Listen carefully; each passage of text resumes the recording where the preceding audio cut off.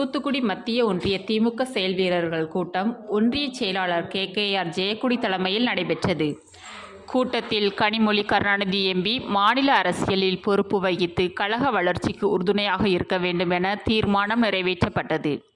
தூத்துக்குடி மத்திய ஒன்றிய திமுக செயல் வீரர்கள் கூட்டம் திமுக துணை பொதுச் செயலாளர் கனிமொழி கருணாநிதி எம்பி ஆலோசனையின் பேரில் தூத்துக்குடி திமுக தெற்கு மாவட்ட செயலாளர் அனிதா ராதாகிருஷ்ணன் எம்எல்ஏ வழிகாட்டுதலின்படி மத்திய ஒன்றிய செயலாளர் கேகேஆர் ஜெயக்கொடி தலைமையில் நடைபெற்றது.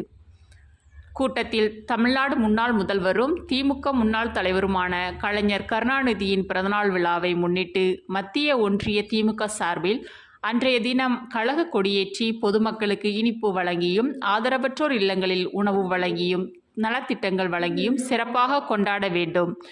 திமுக துணை பொதுச் செயலாளர் கனிமொழி கருணாநிதி எம்பி மாநில அரசியலில் பொறுப்பு வகித்து கழக வளர்ச்சிக்கு உறுதுணையாக இருக்க வேண்டும். நடந்து முடிந்த சட்டமன்ற தேர்தலில் திமுகவிற்கு வாக்களித்த அனைவருக்கும் நன்றி தெரிவித்தும் தீர்மானங்கள் நிறைவேற்றப்பட்டன.